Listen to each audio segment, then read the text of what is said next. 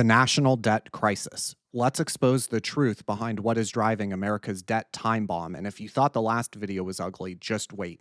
Say hello to the boomer retirement complex, a spending spree on Social Security, Medicare, and endless wars that's outpacing GDP, tax revenue, and even the insane debt growth itself that we exposed last time. But wait, it gets even worse. While the older generations are buoyed by skyrocketing home values and a soaring stock market, the youth are drowning in a record amount of student loan debt. Buckle up because it's the largest generational transfer of wealth in history. Okay, so really fast, a quick note here. My parents are boomers. I love my parents. Boomers are great people. They are not bad. This is not meant to be an attack on a certain generation. I find a lot of that conversation to be somewhat reductive. I wanted to see, based on the prior two videos, I wanted to find what is driving the debt growth, what is driving the federal budget. And this is just an objective, my objective findings of what we can see with the component data of the various components of the debt and the federal budget itself. So these are just objective findings. This is just what I found. It is not meant to be an attack or a claim that boomers are horrible people. In fact, the median boomer is actually in very poor shape. Just like the K-shaped economy has created the haves and have-nots, that applies to the boomers as well. And the median boomer is actually in very poor financial shape. So, I hope that this will that you will remember that as we go through these slides. So, just to recap very quickly, we established GDP, which is gross domestic product. This is the overall economic output of the U.S. economy. We can see debt has grown 3.7 times as fast as GDP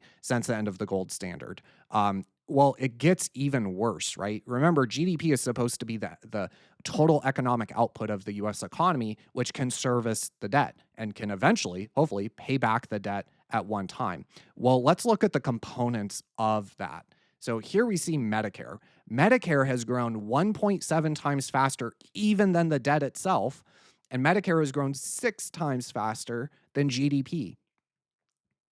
Here we see personal transfer payments to Medicare program, GDP and tax receipts. And I put both of these on in all the next charts because, again, it's important to remember GDP and tax revenue for the government are basically, very tightly interlinked and reliant on each other and interconnected. Remember, tax revenue is just taxing GDP, right? So as GDP increases, tax revenue will increase. And we'll see that in the next couple charts. While Medicare expenditures have grown 6.6 times faster than both GDP and tax revenue over this time period. Here are Medicare transfer payments as a share of GDP and as a share of tax receipts. And what we can see, again, remember with this relative chart, if the numerator is growing faster than the denominator, this line will go up. Sure enough, Medicare transfer payments as a share of GDP and tax receipts, well, they are up and to the right. Now, why is this? This is because, remember, the government promised the boomers, the older generation, when you get old and you break your hip or you need a heart surgery, we will pay for that. When you need a home to live in because you can't take care of your ADLs, we will give you that nursing home. And, in my opinion, they should get it because the government promised it to them. The problem here is that, the U.S. government has been printing for prosperity, right? We have been running insane deficits, issuing huge amounts of debt, QE by the Federal Reserve. And we have established in our prior videos that actual inflation is much higher than the stated government figure of CPI. Well, this illustrates that because remember, you can print US dollars, you can run deficits, you can issue debt. You cannot print doctors and nurses and titanium hips and stents for a heart. You cannot print those. Those, right? The hospital has to pay either to buy the real estate or to rent. And we know that those values are outpacing the stated CPI number. So what this is illustrating, the reason Medicare transfer payments are outpacing GDP and tax receipts is because they are following kind of the actual inflation rate, which again is much higher because you can print US dollars, you can print treasury bills, you cannot print titanium hips or doctors or nurses. So here is another component that you might start be thinking of. Here's Social Security, and it has grown at about the same rate as the debt. We can see 4.2 times faster than GDP. Social Security and debt have both grown 4.2 times faster than GDP. Here is Social Security again relative to GDP and tax receipts. And we can again see that during this time period, Social Security has grown 2.3, 2.4 times faster than GDP or tax revenue. So over twice as fast as GDP or tax revenue. Here, again, is that same relative chart. Here shows Social Security payments as a share of GDP and tax receipts, and it's the same story.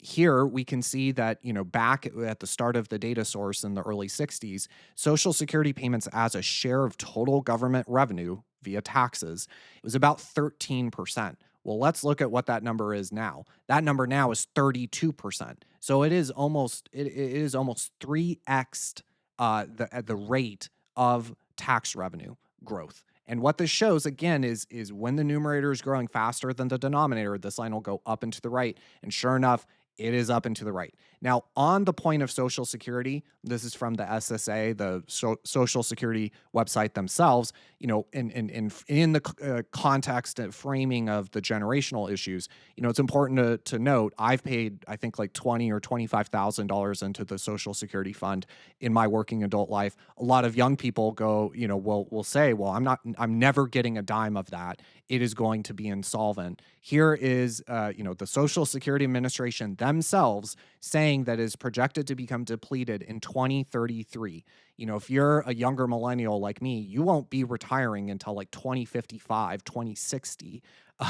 It'll long be insolvent by then. Now, kind of older folks will always say, well, yeah, but Social Security can never really go insolvent. We can always run deficits to fund Social Security. And I say, okay, that's absolutely correct. But now even the younger generations are paying, right? The Gen Alpha are paying via even more insurmountable debt that they will never be able to repay in real terms, right? The only way that debt will be able to be repaid, the debt that comes from just running a huge deficit to fund this, the only way that debt becomes repayable is if there's huge amounts of inflation and the dollar is devalued in real terms. The debt is devalued in real terms, in real purchasing power terms. So you're just saying, well, yeah, we'll go from the trust fund, paying it, and taxes paying it. We'll go from that to deficits, which are inflationary, and basically a promise of a future decline in the real purchasing power of the dollar. You're still paying for it. The youth would still be paying for running insane deficits, even larger deficits, to fund the Social Security Trust Fund. You're just paying one way or the other. This time, I'm paying taxes every pay period into the trust fund. Well, it would go from that in 2033 to, okay, well, now I'm paying for it when inflation is 8-9% because we're running these huge deficits to fund the Social Security Trust Fund. So here's debt, GDP, and interest. Here's another kind of component. So the debt has grown 2 times faster than GDP over this time period, going back kind of post-World War II era. Debt has grown 2 times faster than GDP. Interest has grown 2.6 times faster than GDP. And again, remember, this data goes back only to like August, September of 2024. Interest expense back then was, I think, $850 billion per year. It is actually $1.1 trillion. So it's actually even worse than these charts will show. And remember, who is getting that interest? Savers. Savers are getting the interest. Who are savers? The older generations, right? They've worked really hard their whole life. They have accumulated savings from their career, right? They've got higher paying jobs as they've gotten older, right? They move up in a company, they get paid more money, they get more savings. Well, what is, the older generations, the 60-40 portfolio, right? Bonds are a huge component for that older generation. They, I think, much more than younger people, which realize bonds are just certificates of confiscation. I think the older folks still look at them as a viable savings tool, right? They're nearing retirement. They want guaranteed income. And so they go into bonds, right? That is guaranteed income. While they might face a 1 or 2 or 3 or 4% real loss in purchasing power, they don't care. They don't want to put it in the stock market and lose it all a year before they're going to retire. They put it in bonds. So remember, $850 billion dollars a year in September, or $1.1 trillion dollars per year now, that is a $1.1 trillion stimmy check to someone. It is a stimmy check, a $1 trillion stimmy check to those that have savings. And again, who has savings? The vast majority of those savers are the older generations. We can see again, interest expense has grown 2.6 times faster than both GDP and tax revenue. Here we can see that. So, a really interesting point with the relative chart that we've looked at before with Medicare and Social Security. Here we're looking at that same relative chart. Interest expense is a share of GDP, interest expense is a share of tax revenue. So you might be looking at this and see this kind of peak in the late 80s, early 90s and go, oh, well, so we're right back. Now, remember, it's actually slightly worse because this data's lagged.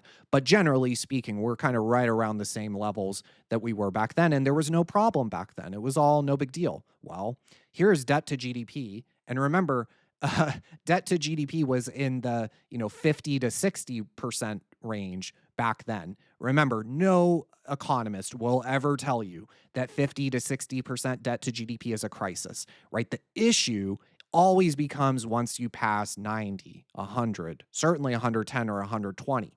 And now look at where we are. We're 120% debt to GDP now. So interest expense is a share of tax revenue, right? We can see here, for example, was about 7% of tax revenue back in the kind of, mid 50s into the mid 70s. We can see it was about 7% of tax revenue. Well, it is now actually 20% of tax revenue. So a 3x from this time period. Now, remember, this data is lagged. This data, September data, shows 18% of tax revenue. It's actually 20%. I've looked at the more recent data. And again, remember, that is a lot different at 120% debt to GDP than it is at 50 or 60, which is incredibly manageable.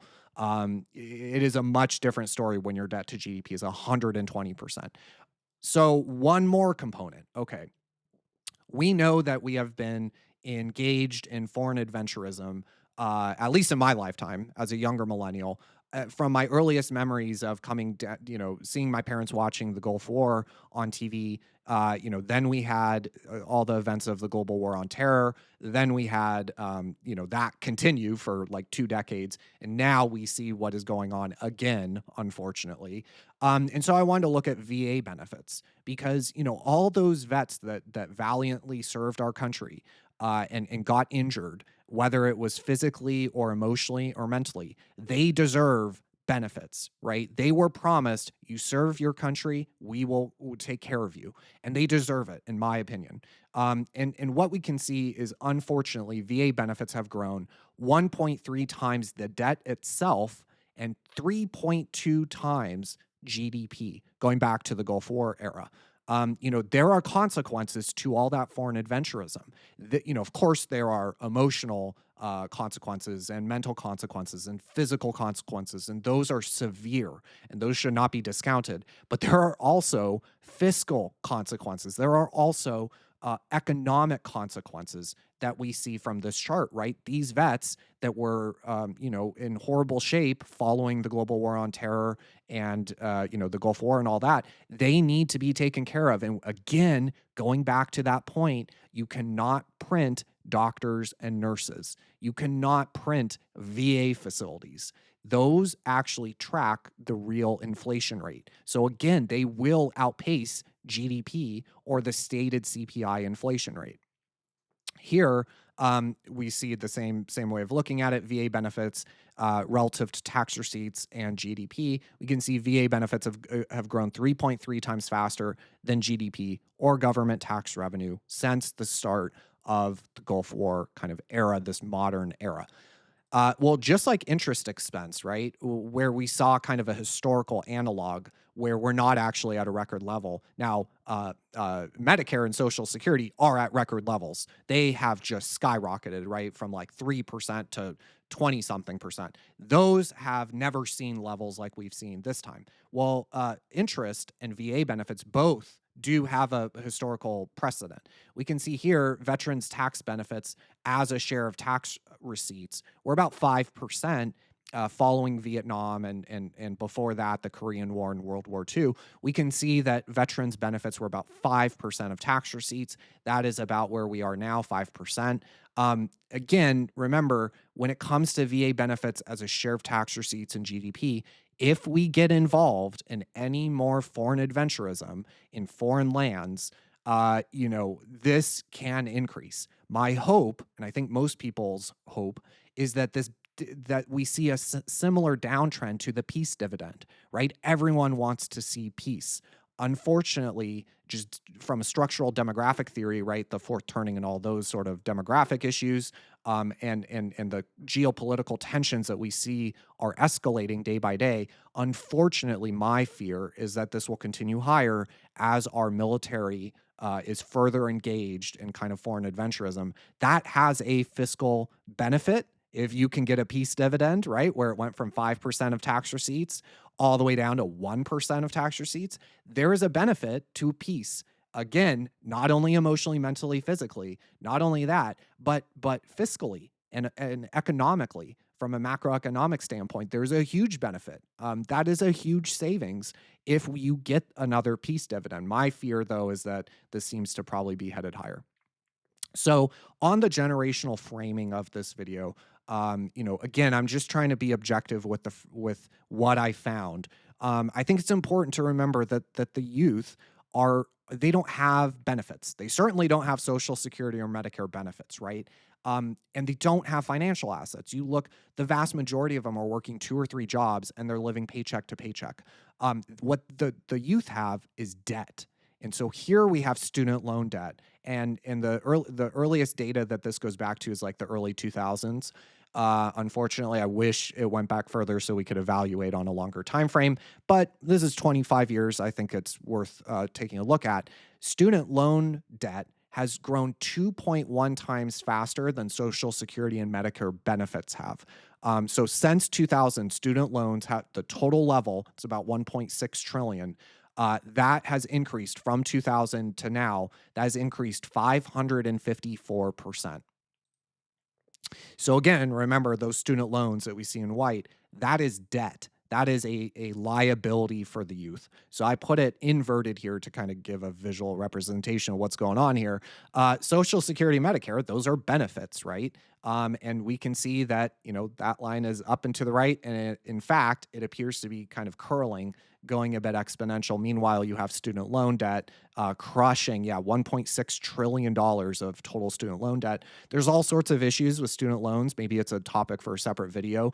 I do think that there are ways to fix this, and how we got to this place where $1.6 trillion of is in debt for the youth, for a liberal arts degree that won't generate an income. There's a huge amount of issues with student loans and college tuition and the endowments and all that kind of stuff. There's a huge amount of issues with it, but this is just kind of a visual representation of what's going on here. Social Security, Medicare, and interest too, and Medicaid really, are benefits, right? Those are benefits to the older cohorts. And again, they deserve them. The government promised them. They paid into those programs. In my opinion, they deserve them. Again, I'm not one of those young people that's like, oh, well, just cut it, stop it. Who cares about them? No, I'm not. That's not my viewpoint. My viewpoint is they paid into these programs. They deserve the benefits. They were guaranteed and promised certain benefits. They deserve them. Well, student loans were, students and young people were sold a bill of goods that if they just go to college, they just get a degree. It doesn't matter which degree. They just get a 4-year college degree. They will be able to, climb the corporate ladder. They will eventually get that middle class life that their parents had. We know that is not true. And so not only the benefits side, but here are the asset side. So again, remember, young people don't have assets. They are living paycheck to paycheck. They are working 2, 3 jobs, maybe with even a side hustle on top of that. They don't have a home. They don't have a pension or 401k, or if they do, it's, $2,000 or $3,000 in it.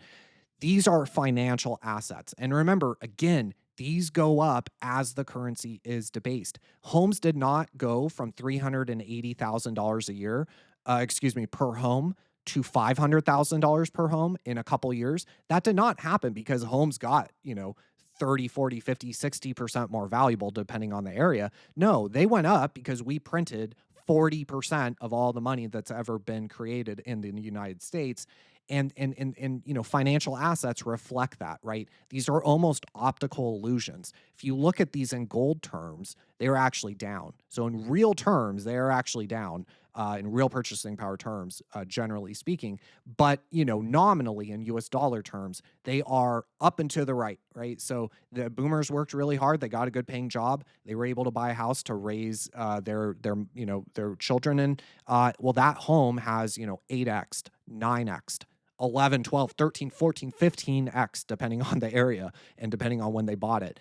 Their retirement fund, their 401k, whatever, done, even better. Meanwhile, we know the youth, they have no assets. They only have debt.